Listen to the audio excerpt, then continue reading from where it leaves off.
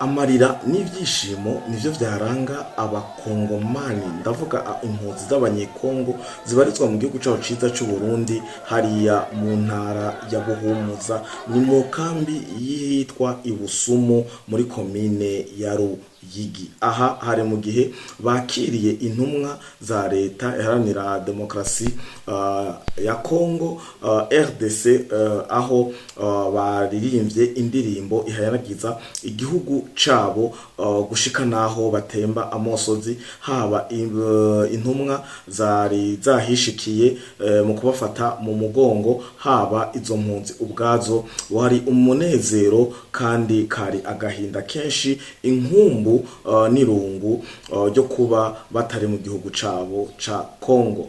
Ibi bikaba vyagaragaye ku munsi wa gatandatu igenekerezo ry'icumi umwaka uyu nyene turi mu 2026 muri uku kwezi kwa mbere. Iruhande y'ivyabereye mu ikambi y'Ibusumo hariya muri komine Ruyigi mu ntara ya Buhumuza, turagaruka kandi ku rugamba rw'ubushotoranyi. Turavuga ko rw'ubushotoranyi mu gihe aha ari imbwebwe za Sarambwe RDF inkotanyi, abasogosi bagiye gutera amakambi ya FARDC Wazalendo ari ahabarizwa ikatongo, kugira barabe ko bohisubiza mu cizere c'uko bashika Makobora n'ahandi henshi bari baherutswe kwambugwa mu migwano yari herutse kuba. Amakuru yandi turarabira muri Ituri, aho abagwanyi abaroberi bo mu bahurukiye mu citwa CRP bayobowe n'uwitwa Thomas Rubanga bayishikirije mu maboko y'igisirikare ca FARDC gisanzwe gikora neza cyane hariya mu karere ka Ituri, kikaba kiyobowe na Lieutenant General Ruboya. Ahandi naho turarabira hamwe ivy'Ubushinwa bwabwiye Leta Zunze Ubumwe za Amerika kubijanye n'uruhara Ubushinwa bugiye kugira mu gufasha Iran kugira Leta Zunze Ubumwe za Amerika ntizishikane ivyipfuzo. Turarabira kandi tukiri muri Iran, turaza kurabira hamwe imyigaragambyo, manifestation y'abene gihugu, aho ba manifesta bijanye ngo n'ubuzima kungene batwawe. Kenshi uzokumva bavuga ngo ni dictature, niko biba biri, ariko haba hariho umuntu muri bampatse ibihugu aba yaba mwiyo virus kugira bonone igihugu cabo bisamburire ko hama yongera agaruke kukibasanurira ku makondisiyo menshi agenda atandukanye. Ivyaranzwe ni manifestation, hari iturirwa ry'imisigiti n'ibindi byinshi turabigaruka ko nido. Kongere turabe kandi Iran kungene yihananganirije yahaye gasopo Leta Zunze Ubumwe za Amerika canke ibihugu vya Burayi canke OTAN muri rusangi kuba afise indoto zo gutera ico gihugu. Nido ni nyuma ya kano karuhuko.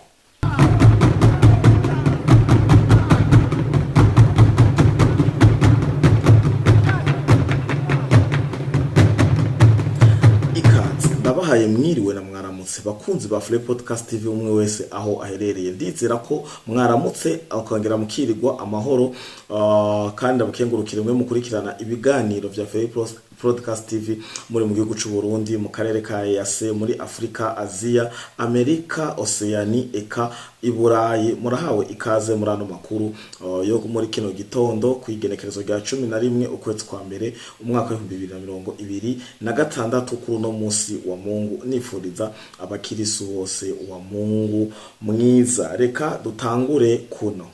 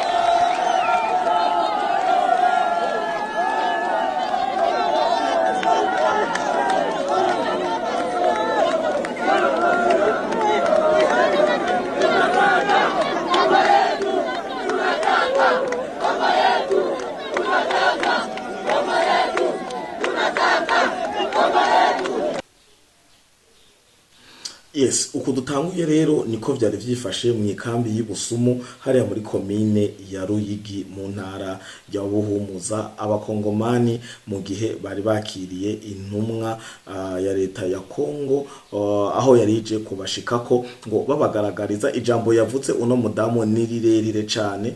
Dushimye gukoresha kano ka extrait kugira twifashishe twongere duhe akanovera canke twemeze ivyo tuvuze ko atari ibihimbano, atari ibinyoma, mu gihe hari imbuga ngurukana bumenyi nyinshi zicocera ibinyoma cane cane zari hakurya Akanyaru, n'abandi boba bari hano kugira bikorere ibibashimisha. Ibi navyo twaba twarabirahiriye, twarababwiye ko aho twovuga amakuru canke tukabazanira ubusesanguzi butagira ifatiro, utagira aho bufatiye, twofuma tuvyihoza umunsi ukarangira atakiganiro tubashikirije. Iyi reresi rero tuyifashishije kugira tubagaragarize ko ivyo twavuze bihwanye n'ukuri, bihwanye n'ivyaranze uyo munsi. Iruhande y'iyo reresi reka dusimbire gato muri Irani turabe ukungene vyifashe aho isinzi y'aba Irani, aho benshi bavuze ati aha kabisa abantu bakunda kwestima ngo ntidushoboye kumenya igitigiri c'abigaragambye canke abo bagiye muri manifestation mu myerekano bagwanya ngo ukungene bayobowe, haba ivyo bakunda kwita dictature canke ngo ibibazo vya economy, ubuzima buzimvye, kuyoborwa nabi n'ibindi byinshi bigenda bitandukanye. Benshi bavuga ati Iran ni igihugu gifite amamiliyoni n'amamiliyoni, ariko turabona ko basidukanye n'iyonka. Ivyagiye birarangwa n'iyo migumuko canke iyo manifestation uko haturiwe imitsigiti myinshi, hakakurikizwa n'amaslogan canke ivyivugo n'amajambo menshi y'uburakari y'abayisilamu nyene, ariko bakavuga ati turababajwe kandi turabaye desi n'ivy'idini rya Islamu. Idini rya Islamu risigaye ritari dini, ariko ibi mu mabarire abayisilamu mukurikirana runo urubuga rwa Free Podcast TV, ndiko ndakotinga, niko nanuku, ndiko ndagerageza gusubiramwo nshikiriza ubutumwa canke nshikiriza amakuru nkuko yavutswe, kuko niko muza kubisanga ku mbuga ngurukana bumenyi zigenda zitandukanye, za Iran, za Amerika, eka za Burayi, eka na bamwe bo muri ngaha nyene mu karere canke muri Afrika bashoboye kuronka amakuru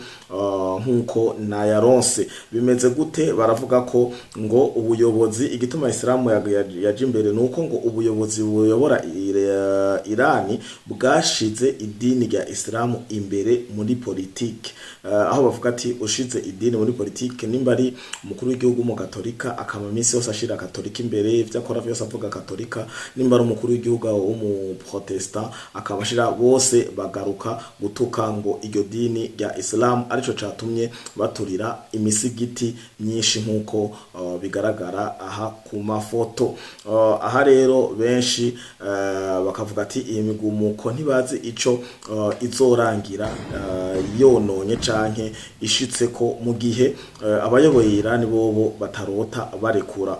Tukiri ku makuru ya Iran nyene, tubamenyeshe ko Iran itamereye neza n'ibihugu vya Burayi, otani, eka n'ibi bihugu vy'impatsi, bihugu cane cane nk'ingeso ya Donald Trump, aho bavuze ati uhirahira agatera ibombe canke agasambura canke akagira amajanja aho basanzwe bakorera ibigwanisho rutura, bimwe dukunda kwita ngo bombe nucléaire, ngo azoba yakije umuriro, azoba yakije intambara y'isi. Akongera ko kavuga ati nimumenye neza ko Irani ubu tugeze ku rwego rwo gukora ibombe mu masaha atarenga 28. Murumva ko ibintu bikaze, nkuko namana yibabwiye canke meruka kubivuga mu biganiro bigenda bitambuka hano, bigenda bica kuri runo rubuga rwa Free Podcast TV.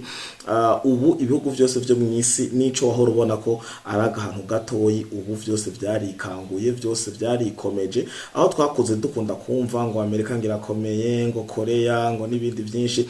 Ubu uduhugu twahora twitwa ngo uduhugu turenganwa, warumva Amerika ishatse Iran yararira irasa igihugu cose giza, n'ibindi bihugu vyinshi murabiza amateka musanzwe mo yazi intambara zagiye ziraca hiyo muri ivyo bihugu vyigira ngo vya rutura. Ubu Iran yahagurutse, Iran gusa mbere ukira gihugu cose usanga gifise umuparrain canke gifise ukiri inyuma bacuditse kumvo iyi canke iriya. Aha rero ku ruhande rwa Iran, Ubushinwa bwagaragaye bubwira leta zunze ubumwe za Amerika Amerika n'ivyo bihugu vya Union Européenne canke vya OTAN muri rusangi bivuga ko Ubushinwa buciye umurongo utukura kandi Ubushinwa ngo butazozuyaza canke butazokwigirisha canke butazohuma amaso, butazofundika, butazohumiriza canke ngo buryame burondogore mu gihe Iran izoba yatatswe, ngo kandi ngo Ubushinwa buriteguriye ngo gukingira canke guharanira iteka n'itekane ry'agataka ka Iran, ngo kandi mu buryo bwose, aho bavuze ko mu bijanye n'uburyo finance bazobafasha, ngo bazotanga imfashanyo ishoboka yose Iran izobikeneye. Baca baradondagura finance mu bijanye n'ivy'uburyo, barashirako technique mu bijanye n'ivy'ubuhinga, kumbure mu vy'intambara, mu bikoresho, baravuga no mu bijanye na intelligence harimo vya bamaneko, amasatelite, amadrone, yatagira abashoferi, abapilote n'ibindi byinshi bigenda bitandukanye. Barangiriza bavuga ati no ku rwego rwa gisirikare nibakenera abasirikare b'Ubushinwa tuzoba baronsa kugira igihugu ca Iran ntihagire ukivogera kandi giranira itekane ry'ubusugire canke rya integrité territoriale canke ukwikukira, kuko ngo kira gihugu cyose kirafise imipaka no kungene cikukiye. Aya n'amajambo y'Ubushinwa agaragaza ko kira gihugu cyose muri ibihugu vya rutura, ndavuga nka Amerika, Korea, Ubushinwa, byose biragaragaza ko hari ibihugu bishigikiye, mu gihe Amerika yo iguma ishaka, yarashatse Venezuela, yarashaka Cuba, kandi igashaka ngo no na Greenland. Ibi navyo bikaba ariko biratera uruhagarara. Mu kiganiro twabakoreye twabamenyesheje ko Donald Trump we wavuga ko adakeneye kubona Greenland ifashwe n'Ubushinwa canke n'Uburusiya. Aha ni mu gihe ngo atanka abanye ivyo bihugu, Abarusiya canke Abashinwa, ariko ngo atanarota abona atashaka kwikangura akasanga bafise umubanyi wo mu bwoko bw'Uburusiya canke bw'Ubushinwa iruhande. Bisigura ko Greenland ayishaka, ariko amakuru ahari yizewe, haba mu basoma ivy'amateka canke mu banditse amateka, baravuga ko kuva mu 1896 izi ndoto zo kuyishira zo gufata zo gushaka Greenland nkuko ngo babikoze kuri Alaska, sinshasha, ni indoto zahamye, ngo si indoto za Trump canke za Biden, ni ibintu vyamyeho kuva kera, ariko ngo bikaba vyagenda birateshwa n'ibindi bihugu canke n'amategeko amwamwe ayoboye ibi bihugu tubayemwo, ayoboye isi. Uko niko biri, urumva ngo nta gishasha kirimwo. Ayo niyo makuru yo muri iyo micungararo. Tukiri hino nyene mu vya Iran, Chine na Amerika, nagomba bamenyeshe ko mu gihugu ca Iran bivanye n'ibi vy'imigumuko byo kwiyamiriza ubutegetsi buhari, ata connection bafise kuva mu tariki 8 z'ukwezi kwa mbere. Uno musi tariki 11, bisigura imisi 4 irakwiye irarumanye muri Iran, ata connection internet bafise, barayibakatiye. Aho vyagaragaye bamwe mu batuye canke mu baba mu bihugu vya Burayi basaba Elon Musk, kuko kumbuga ngurukana bumenyi ku rukuta rwa Elon Musk hari message nyinshi, hari ama proposition menshi, hari ama post menshi bamutaginze bamusaba ko ngo yoronsa abene gihugu ba Iran ivyo bita Starlink, ya connection satellitaire yiwe, kugira boroherwe. Uko niko biri muri uno mwanya. Tugaruke rero muri Katongo. Muri Katongo imbwebwe za Sarambwe, RDF, inkotanya abasogosi na bakorana na Twigwaneho na Red Tabara bagavye ibitero, bateye amwe mu makambi arimo Wazalendo na FRDC hariya Ikatongo. Bari batko bateye surprise kugira babihwamire, hama babakorere ivyo bari bifuza kubakorera, bari bateguye. Basanga aba bana canke aba bagabo canke zino ntwari zicarira canke zikaryama ziryamiye amajanja, zirabakira, zirabavuguta, zirabanyukura, barata icizere, barateba, barasubira inyuma, abandi baracwiragira mu misozi igenda itandukanye. Aha ngo ni mu gihe bari bafise indoto yo kwigarurira Katongo, basubire bigarurire kandi na Makobora bongera bava n'abafaransa baja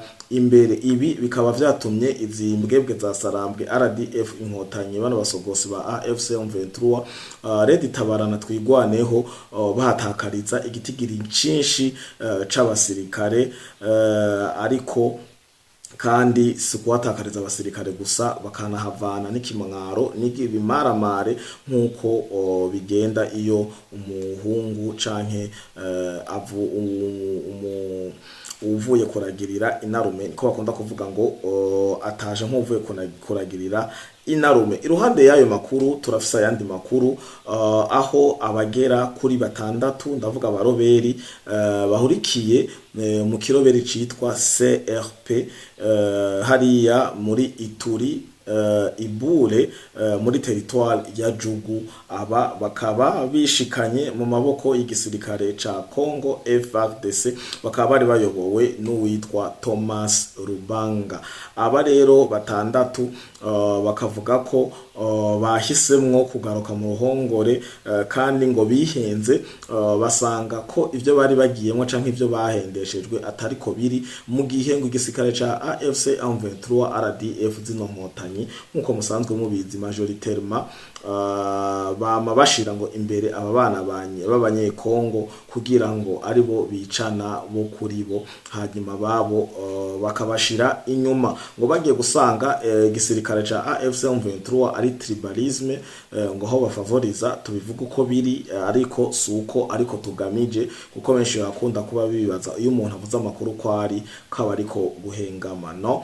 Ariko nkuko twababwiye AFC M23 RDF inkotanyi abasogosi bari mu burasirazuba bwa Congo, kimwe mu byo barimwo no kugira genocide nkuko vyashikirijwe n'akanama ka ONU, nkuko vyashikirijwe na Tshisekedi muco yise Genocoste. Abakongomane benshi muri rusangi, abanyarwanda b'umutima batari nyuma ya Paul Kagame, bose baravyemeza ko abakongomane bakorewe genocide, aho Paul Kagame yagirizwa imitwe irenga miliyoni 200 z'abanyekongo. Igisirikare rero ca AFC M23 RDF inkotanyi izi mbwebwe za Sarambwe ngo kiri majoritairement Tutsi, ngiyo baronse rero aba bana b'abanyekongo b'ababantu canke b'abahutu ngo nabo bashira ku mirongo y'imbere. Ngaho gisirikare ca AFC M23 zibwebwe za Sarambwe bashira imbere ivy'ubwoko, ngo aho utari umwe mu batutsi nkuko bivugwa, ngo nta promotion canke ngo amapete, ngo uzosanga naho ubukuze canke ufise ubuhinga bwa gisirikare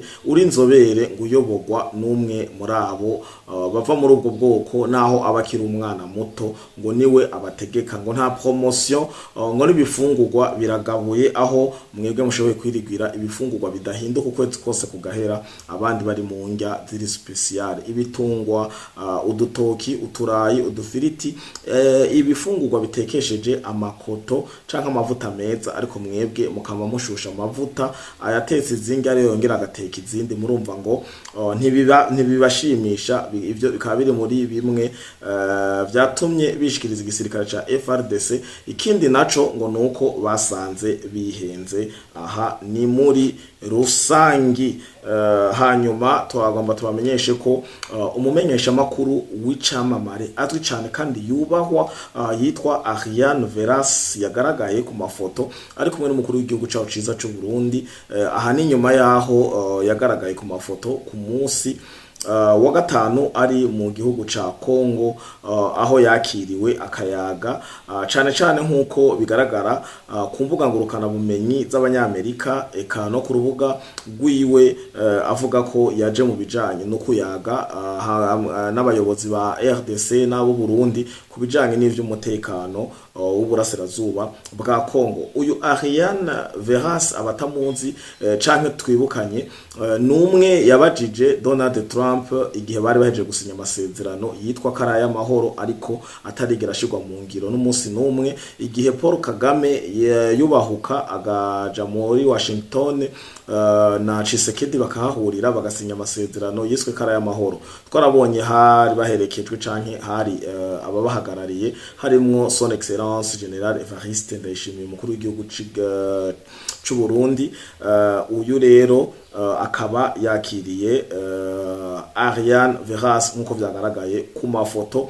Ibi na biriya turarindiriye twumva idonido y'ivyo bayata canke n'ivyo bashitseko, ariko ico twabonye mu burasirazuba bwa Kongo aho Ariane yahereye, we avuga ko yaganiriye n'abamwakiriye ibijanye n'ivy'umutekano muri rusangi w'uburasirazuba bwa Kongo. Uyu Ariane niwe mumenyesha makuru akunda kubahuka Donald Trump, kandi abibutse ko Donald Trump yamuhaye agashimwe kagaragara, akaba ariho yatanguye no kwamamara cyane kumenyekana cyane inyuma yaho Donald Trump amushikirije ako gashimwe. Aya n'ayandi makuru turabandanya tubatohoreza, ariko tubibutse ko na Free Podcast TV atamwebwe mwarahezagiwe, mugire umunsi mwiza wa Mungu.